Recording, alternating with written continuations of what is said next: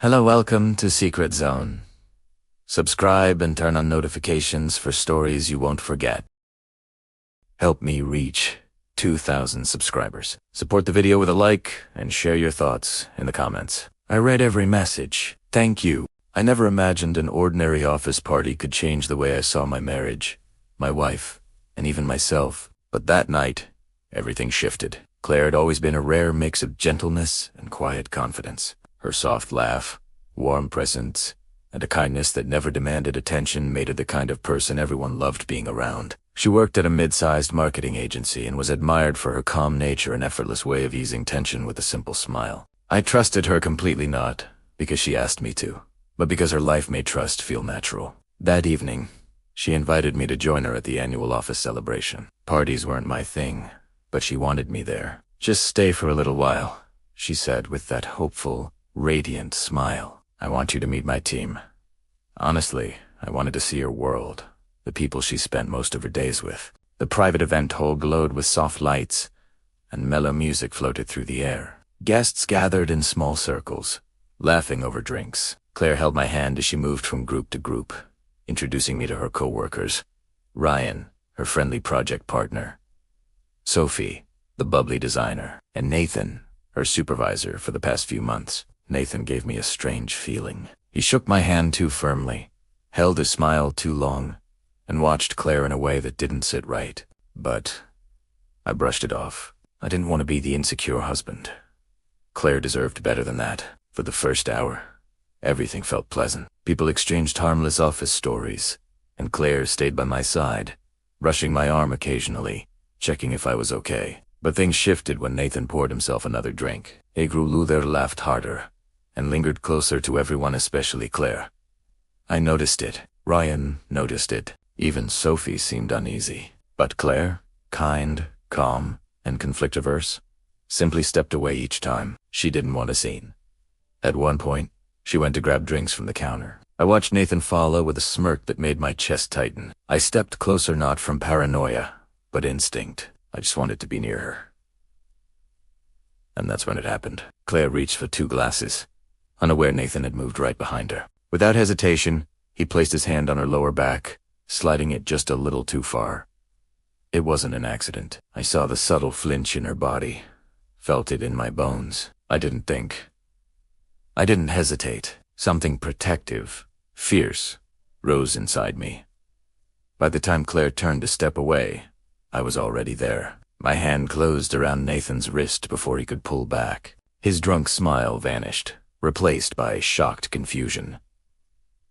Conversations around us paused, as if the room sensed the shift. I looked at Claire first. She wasn't panicking or crying, but her eyes were wide in that overwhelmed way she gets when she tries to stay calm.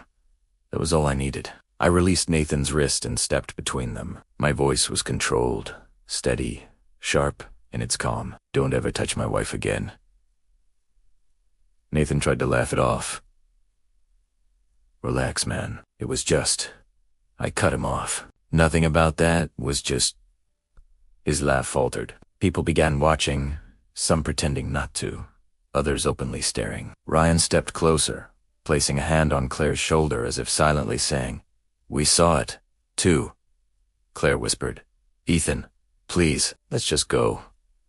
Her voice shook not from me, but from embarrassment. She hated conflict, attention, and crowds.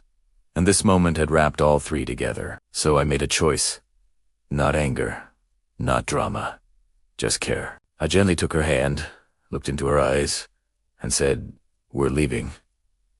Before we walked out, I turned to Nathan one last time, calm and deliberate. "You don't deserve to be in a room with people who respect boundaries, and after tonight, you won't be." He swallowed hard. For the first time, all evening, he looked sober. Truly sober. Claire squeezed my hand as we stepped into the cold night air. She stayed quiet for a long moment before her voice finally broke. "Ethan, I didn't want you to see that."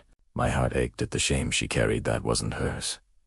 I said softly, "Claire, you never have to hide when someone hurts you.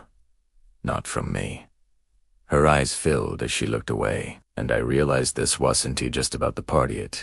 It was about all the times she had spoken up before. She stayed silent until we reached the car. I opened the passenger door, but she hesitated, gripping the seat like she was holding herself together. "Ethan," she whispered. "I'm sorry."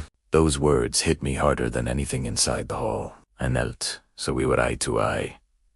"Claire, what are you apologizing for?" Her breath shook. "For making you deal with that. For bringing you tonight. For not saying anything when Her voice broke. I gently held her hands. "You weren't at fault. Freezing isn't Filirette's. Hewan, it doesn't make what he did your responsibility." She blinked fast, fighting tears. I didn't want to ruin the night, or make it awkward. I shook my head. "You were assaulted, Claire. It wasn't a misunderstanding. You don't owe anyone's silence. Not me. Not your co-workers. Definitely not him." She finally climbed into the car. I closed the door softly and walked to my side. When I got in, she stared through the windshield, replaying every moment. "I started the engine, but didn't drive yet. Has anything like this happened before?" I asked gently.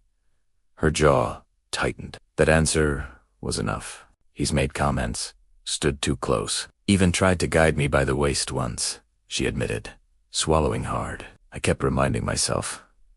Maybe I was overreacting. Maybe it wasn't worth a scene. But something dark and protective stirred in me. "And tonight?" I asked. "She crossed a line I can't excuse," she whispered. We pulled out slowly, giving her time to breathe. By the time we reached home, she looked exhausted, not from fear, but from carrying so much inside. In the living room, she collapsed onto the couch. "You probably think I should file a complaint, right?" I sat beside her. "No, I think you should do whatever makes you feel safe. I'm here, either way." She looked at me closely. "You didn't yell. You didn't make a scene. You just stepped in calmly." "I didn't expect that." "I'm not here to fight for pride," I said. "I'm here to protect what matters." She leaned into me, resting her head on my shoulder. "I always thought you'd be angry if I told you these things. Not at him. At me, for letting it happen." I wrapped my arm around her. "I would never blame you. Not for someone else's violations." She took a deep breath, and for the first time since the party, her shoulders relaxed. "Can we do something tomorrow?" she asked. "Talk to HR together. I don't want to face it alone." "Of course," I said. "Whenever you're ready." The next morning, everything moved faster than expected. Messages, calls, and HR involvement confirmed that the office would handle the misconduct. Ryan and Sophie supported her through the meeting. Nason couldn't defend himself. Misconduct was recorded, and for the first time in months, Claire felt safe and validated. When we finally walked out of the building, Claire exhaled as if she'd been holding her breath for months. "Ethan, thank you," she said softly. I squeezed her hand. "You don't have to thank me for protecting the woman I love." And in that moment, I realized the story wasn't about anger or proving a point. It was about showing Claire, in every single moment, that she is worth standing up for.